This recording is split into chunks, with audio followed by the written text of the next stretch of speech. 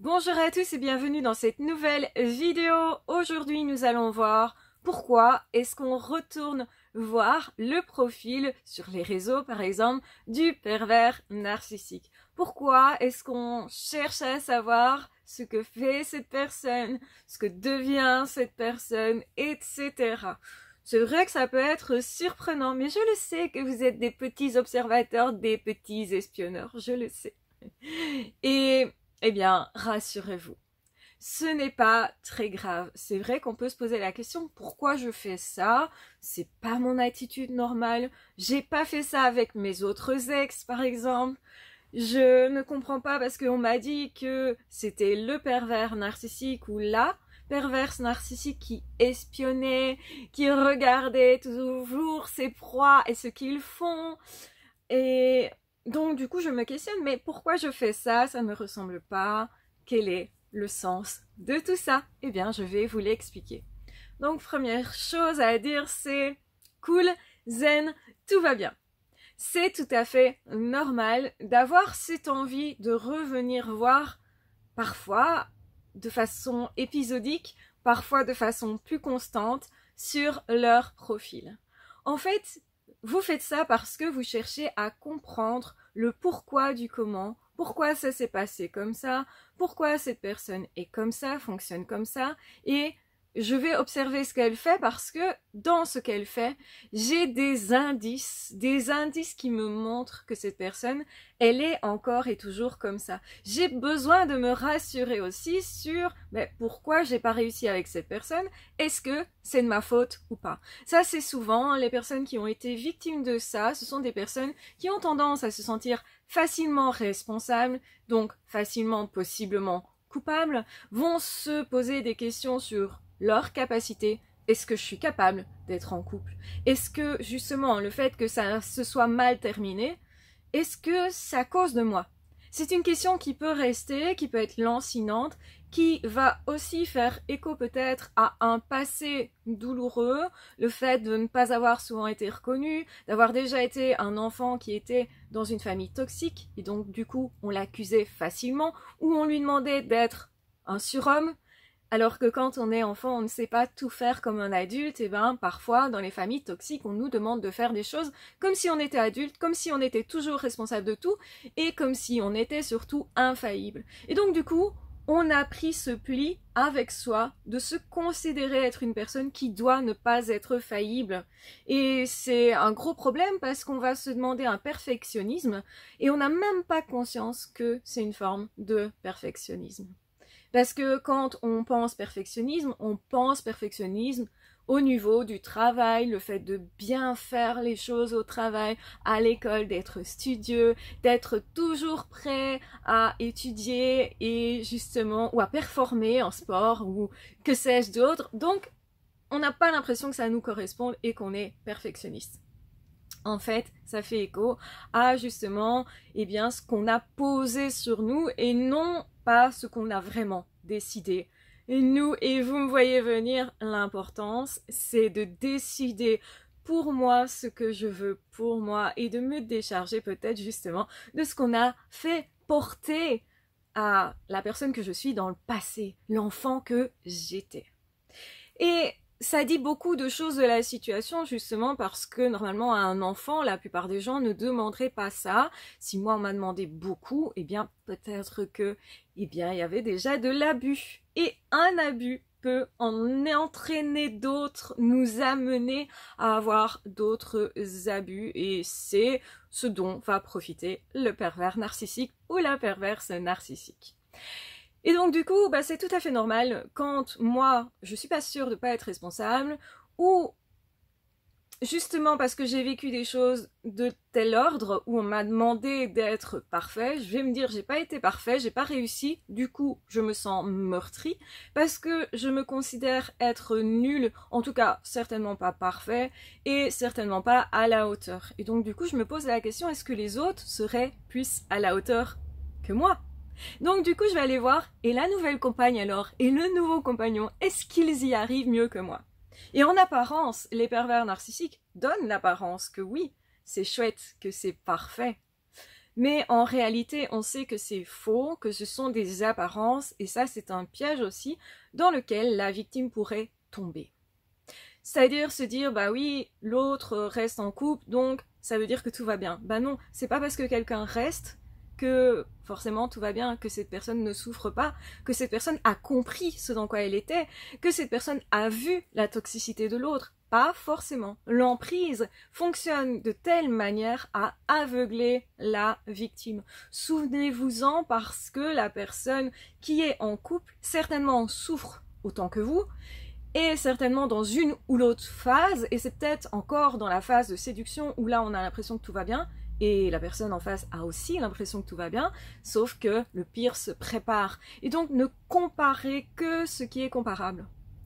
Donc vous allez aller revoir le profil de cette personne pour voir si, oui ou non, un autre y arrive mieux que vous.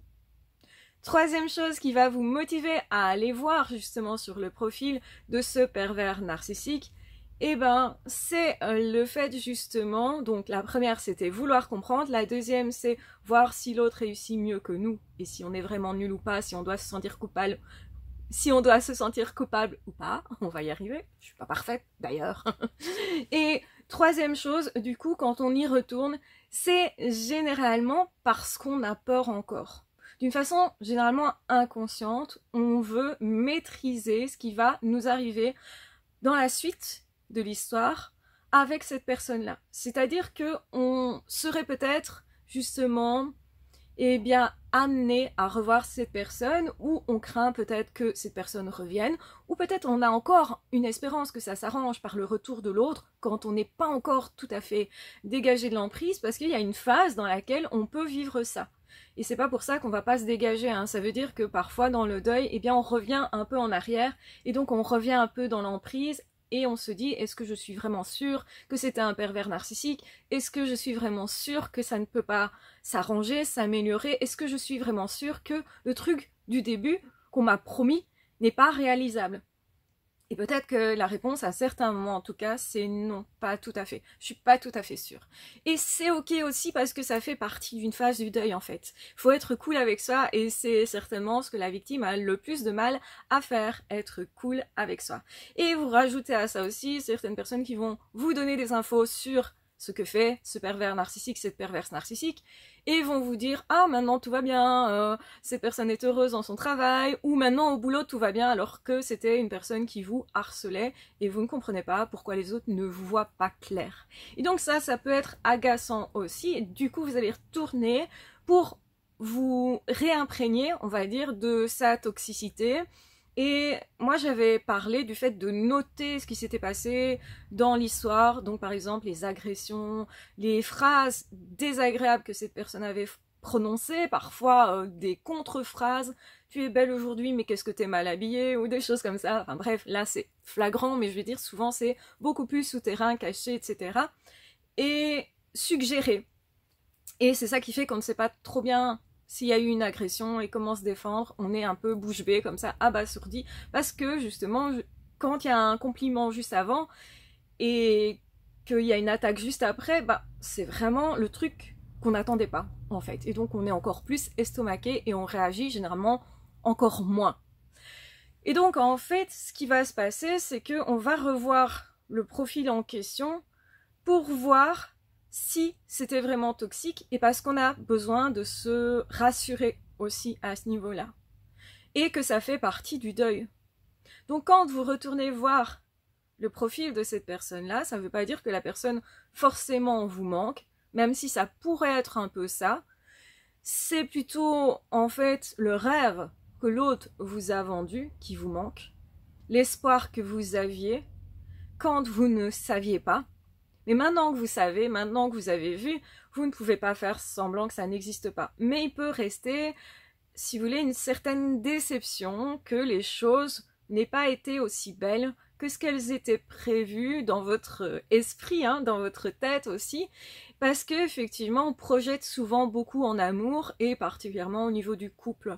Mais ça peut être aussi au niveau du travail, on se dit « Ah, maintenant, ça y est, j'ai trouvé enfin ma place, ça fait des années que je la cherche, c'est cool », et puis arrive un pervers narcissique, ou se révèle un pervers narcissique qu'on n'avait pas vu.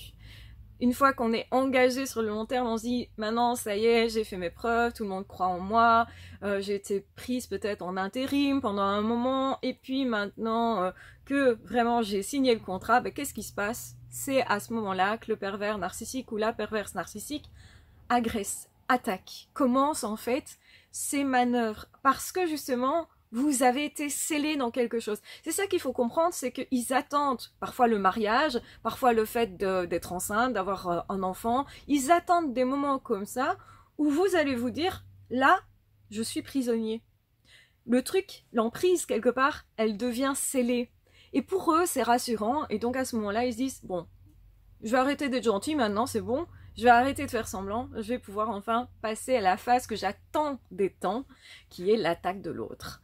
Parce que c'est ça qui les fait plus kiffer, évidemment ils n'aiment pas être gentils, et ça c'est bizarre pour nous, qui justement préférons avoir un partage agréable, et c'est pas du tout ce que eux visent. Faut comprendre qu'on est tellement différents qu'on cherche des choses complètement opposées. Et quand vous comprenez ça, vous allez vous dire que oui, c'est logique d'aller voir finalement ce que fait votre pervers narcissique pour savoir, ben, cette personne va souvent à tel endroit à telle heure, ben, je vais pas aller à cet endroit-là à telle heure parce que j'ai pas envie de voir cette personne. Ou cette personne effectivement est en couple, mais la personne a l'air vraiment malheureuse, on voit bien qu'il y a un truc qui se passe, je vois la tristesse dans ses yeux sur les photos par exemple. On voit que, je sais pas, que cette personne est délaissée sur les photos, on voit que ça va pas. On voit que c'est pas un couple épanoui, on voit il y a des signes qui vont vous dire, ben, je suis sûre que c'est ça. Oui, parce que ça ajoute, si vous voulez, des preuves supplémentaires dont vous aviez peut-être encore besoin pour passer complètement à autre chose. Et le deuil, il n'est pas linéaire, il se fait par étapes, parfois on revient un peu en arrière, c'est des cycles, si vous voulez, c'est cyclique, mais les cycles reviennent dans un sens et dans l'autre. Et donc, le deuil, c'est particulier parce qu'il y a des jours, ça ira très bien et vous allez vous dire, je suis passé à autre chose. Et le lendemain, vous dire, mais non, j'ai pas avancé en fait. Et c'est tout à fait logique. Et donc, la douleur peut revenir avec des moments où on s'en fiche complètement. Et ça peut être en alternance comme ça pendant un moment. Et donc, du coup, on a aussi peut-être besoin, donc la dernière raison pour laquelle on va revenir sur le profil du pervers narcissique sur les réseaux, c'est parce que on a besoin de se prouver que notre vie en vaut plus la peine que la vie de cette personne-là. Ça nous rassure de voir que finalement cette personne, eh bien, elle se gamelle. Alors, ça peut être bizarre parce que c'est plus typique justement des pervers narcissiques et ça pourrait nous faire peur d'avoir en fait ces idées de se dire je serais content ou contente que cette personne, ben, on voit quand même sa toxicité, que ça s'arrête là, que les apparences, là, elle ne peut plus les utiliser, qu'il n'y ait plus de personnes manœuvrées par cette personne-là, ça me rassurerait finalement que cette personne échoue dans son couple, échoue dans son travail peut-être. Et ça nous surprend parce qu'on n'a pas des idées comme ça pour les autres d'habitude, c'est-à-dire que on n'envie pas les autres d'habitude, on n'est pas haineux pour un sou justement, et on n'a vraiment pas ces attitudes-là, et c'est ça qui va nous perturber. Mais penser ça, c'est logique parce que quelque part, quand on a beaucoup travaillé sur soi, qu'on a souffert, on n'a pas envie d'avoir cette souffrance pour rien. On a envie que ça serve à quelque chose et on a besoin peut-être de se rassurer sur le fait que oui, se construire intérieurement, ça en vaut vraiment la peine. Parce que, en fait, ça ne brille pas tant que ça, dans le sens où c'est tellement intérieur, c'est un travail qui est intérieur et qui a tendance à être dévalorisé par la société. La société valorise ce qu'on a, au niveau des objets, ce qu'on a acheté, comme un signe de pouvoir et de richesse par exemple. On est valorisé peut-être aussi, les diplômes sont peut-être un peu valorisés, etc. Mais le travail intérieur, le développement personnel que l'on fait, tout ce travail d'étude de soi, toutes ces compréhensions qu'on a des autres, ces analyses qu'on fait, eh bien on se sent pas forcément valorisé quand on fait ça, alors que c'est tout un travail intérieur, mais qui donne des résultats finalement à l'extérieur aussi parce que on sent qu'on est plus heureux quand on a fait tout ça. Mais quand on est en deuil, on est encore en souffrance, on est encore en train de faire ce travail et on a besoin de voir que ça ne sert pas à rien. Alors, je vous le certifie, ça sert à beaucoup. c'est énorme comme différence. Et si vous êtes sur ma chaîne, c'est parce que vous profitez du travail intérieur que j'ai fait pendant toutes ces années, depuis mon adolescence jusqu'à aujourd'hui, depuis que j'ai commencé à lire aussi des livres, à me poser des questions sur la spiritualité, à me poser des questions sur les relations humaines, sur le sens de la vie, le sens de l'intelligence même, en fait, j'étais beaucoup dans mon monde intérieur, et donc par rapport à d'autres personnes, je ne brillais pas spécialement à l'extérieur, aussi parce que je pense que j'avais d'autres choses à apprendre relationnellement, j'étais pas prête à ce niveau-là, et tout ce qui est relationnel se voit peut-être plus, quelqu'un qui est plus extraverti et plus valorisé parce qu'il fait des choses à l'extérieur.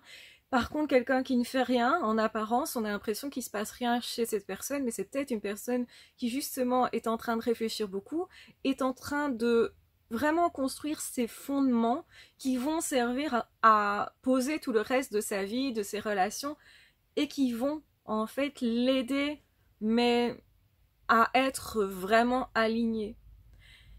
Et je pense que c'est dommage que la société ne valorise pas la sagesse intérieure finalement, le travail intérieur. Les leçons qu'on peut en tirer sont exceptionnelles. Franchement, moi, ça a changé ma vie. C'est bien pour ça que je vous le partage. Hein. Je vous partage mes opérations et tout le déroulement de mes pensées, les analyses que je fais. J'adore ça en plus, donc voilà. Donc, je pense sincèrement que ça peut aider beaucoup de personnes à aller mieux intérieurement. La société nous pousse à travailler l'extérieur et une belle maison, soit riche quelque part, on nous dit ça aussi maintenant beaucoup, c'était moins le cas avant mais c'est un autre sujet, soit en couple et des enfants et construit quelque chose à l'extérieur qui se voit et l'injonction de la société. Du coup, on a tendance à faire des choses à l'extérieur, à prendre des apparences. Ça, les pervers narcissiques, eh bien, ils ont l'apparence d'avoir une vie sans avoir la vie intérieure. Et c'est important de comprendre ça et c'est pour ça aussi que vous allez regarder, est-ce qu'il y arrive ou est-ce qu'elle y arrive mieux que moi, ce pervers narcissique-là, cette perverse narcissique-là. Parce que j'ai besoin aussi que les choses elles soient justes et que quelque part je retire mon épingle du jeu et qu'on voit que ma vie aussi, en tout cas que moi je ressente et que je vois que ma vie elle vaut plus la peine que cette vie-là, que cette personne-là mène sans jamais faire ses deuils, en se tenant toujours éloigné des vraies relations, en ne respectant pas les autres. Est-ce que j'ai raison, moi, en respectant les autres, en construisant mon intériorité, en faisant mes deuils? Bien sûr, vous avez 1000 fois raison. Vous le savez maintenant, je pense, avec cette chaîne. Mais eux ne veulent pas que vous le sachiez. Mais on aura besoin de se rassurer à ce moment-là. C'est tout à fait normal parce que ça encourage à faire notre deuil jusqu'au bout. Ça aussi, ça donne un sens à la souffrance qui est vécue. Et c'est vraiment quelque chose de capital pour sortir de cette souffrance, pour faire son deuil, pour justement aussi pouvoir voir les choses avec un certain niveau. Et de cette façon, en voyant les choses comme ça, avec distance, on arrive à voir le sens de la vie. Et quand on fait ça, on cherche certainement aussi du sens à sa vie ou à la vie, à l'existence en général. Et c'est quelque chose d'une certaine profondeur. Donc quand vous allez revoir le profil du pervers narcissique ou de la perverse narcissique, sachez que ça n'aura qu'un temps. Vous essayerez certainement de vous dire allez j'arrête de faire ça parce que finalement parfois ça me fait pas trop de bien de revenir en arrière dans cette histoire-là. Parce qu'à un moment donné on a besoin aussi de passer à autre chose. Mais vous aurez besoin peut-être un petit peu de temps, d'aller revoir le profil de cette personne, d'aller reprendre température comme on dit, pour voir où en est cette personne. Et aussi parce que vous aurez entendu parler de cette personne à ce moment-là et que vous aurez besoin de vous dire je dois anticiper en fait les réactions que je vais avoir si je revois cette personne et justement je ne dois pas être surpris de ce que cette personne pourrait m'annoncer parce que évidemment qu'il joue avec ça en fait. Hein. Donc c'est important de comprendre que ce que vous faites, c'est avoir une stratégie. Quand vous allez voir le profil, c'est chercher une stratégie pour vous défendre. C'est aussi, essayer de vous reconstruire, faire votre deuil. C'est aussi comprendre ce qui s'est passé. Et tout ça, ce sont des mécanismes sains en réalité. Même si l'attitude que vous avez pourrait vous sembler malsaine et vous pourriez vous juger parce que vous faites ça. Donc rassurez-vous, c'est vraiment l'objet de cette vidéo. Soyez rassurés, maintenant vous savez pourquoi et vous savez aussi que beaucoup de personnes font ça en fait au moment du deuil, donc après cette histoire-là, pour justement arriver à voir ça avec hauteur et ne pas trop justement se décourager face à la souffrance, aux efforts qu'on a à faire malgré tout quand on est dans cette souffrance-là, alors qu'on est victime. Ça peut sembler injuste de souffrir soi et de se dire bah l'autre n'a pas l'air de souffrir, mais en réalité vous serez gagnant au bout du chemin et ça c'est important justement que vous alliez le constater en regardant, bah non, cette personne n'a pas avancé vraiment. Ou oui, cette personne est toujours dans les apparences, donc ça veut dire que cette personne n'a toujours pas de profondeur ou n'a pas vraiment établi un lien réel avec une autre personne. Et ça veut dire que là où j'ai échoué, bah, les autres ne réussissent pas non plus. Et ça, en fait, je vous le dis, c'est sûr, vous n'allez pas trouver quelqu'un qui arrivera à rendre cette personne vraiment amoureuse ou justement vraiment sympathique, etc. Ça, c'est un fantasme, on appelle ça, quelque chose d'irréel, inatteignable. Et en fait, voilà, j'espère que cette vidéo vous mettra un petit peu de pommade sur votre cœur. Non, ce n'était... Je vais y arriver. Non, ce n'était pas juste d'avoir été blessée dans cette situation. Je bafouille beaucoup, je suis un peu fatiguée, c'est pour ça. Mais j'avais vraiment envie de vous faire cette vidéo, alors je fais cette vidéo jusqu'au bout, jusqu'au bout. Parfois, c'est pas si simple de faire ce que je fais, comme vous pouvez le voir. Mais en tout cas, c'est toujours avec grand plaisir. Je vous remercie du fond du cœur d'avoir toujours été là avec moi depuis maintenant 7 ans. Ça fait 7 ans que je me suis lancée complètement comme indépendante, malgré le fait que j'avais peur, que j'ai quitté mon boulot, un contrat qui était depuis 8 ans. Donc j'étais dans un contrat indéterminé depuis 8 ans. J'ai quitté ce boulot pour vous apporter plus de contenu, pour vous consacrer plus de temps, parce que ça me prend quand même beaucoup de temps, faut le dire aussi, pour aussi faire des études, étudier ce qui avait été fait, pas fait, comment les gens se comportent, pour rassembler des témoignages. Tout ça m'a pris énormément de temps et donc c'est avec plaisir que je vous donne toutes mes connaissances à ce niveau-là. Et dans tous les cas, je vous remercie pour votre présence depuis autant d'années. Je vous remercie pour vos messages. Merci à toutes les personnes qui font des dons, même 5 €, 1 €. C'est déjà beaucoup parce que, comme je l'ai dit, pour moi, c'est une preuve d'amour. Merci aussi aux personnes qui viennent parfois sur TikTok ou d'autres réseaux me dire « Mais tu m'as aidé à l'époque ». Et parce que si vous ne le dites pas, moi je ne le sais pas et je sais pas si mon travail a vraiment du sens. Et donc quand vous faites ça, vous me donnez du sens, vous me donnez aussi de l'espoir, c'est comme une vitamine pour moi si vous voulez. Et donc mille merci pour tous vos retours. Et toutes les personnes qui me disent que mes formations sont exceptionnelles, qu'elles sont géniales, que depuis qu'on a suivi la formation sur la confiance en soi pour le zèbre, eh bien on la retrouve beaucoup plus facilement, que effectivement ça change la vie de voir les choses comme je les vois maintenant. Ça n'a pas toujours été le cas non plus pour moi. J'ai beaucoup galéré et c'est pour ça que j'ai mis mon cœur dans chacune des formations pour vous donner le meilleur de ce que j'avais trouvé à cet instant-là en tout cas, et que parfois je rajoute aussi des choses en plus et que vous aurez toujours accès à tout ce que je rajoute, même si c'est dans 10 ans ou dans 20 ans. Donc j'espère que dans 10 ou 20 ans, je serai toujours en train, je vais y arriver, en train de faire ce que je fais. Donc excusez-moi, c'est bon, c'est pas grave, ça me fait rire.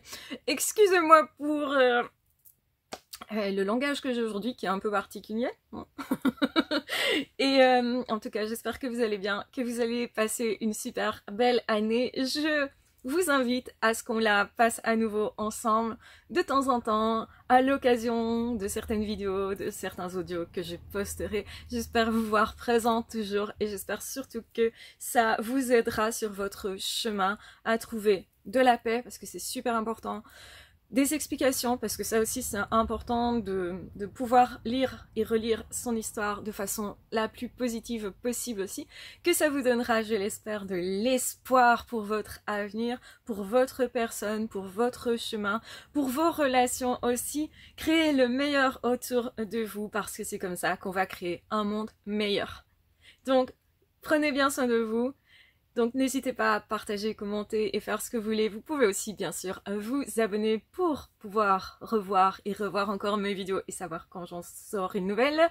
Et donc n'hésitez pas aussi à cliquer sur la petite cloche, je pense que ça vous met une petite alerte qui vous dit ça y est, elle a sorti une vidéo. Donc voilà, tout ça c'est un petit peu la technique, on va dire. Donc maintenant que vous avez toutes les infos, faites comme bon vous semble et je vous embrasse bien fort, je vous aime très fort, prenez bien soin de vous et on se retrouvera très vite dans d'autres audios ou dans d'autres vidéos. Ciao, bye bye!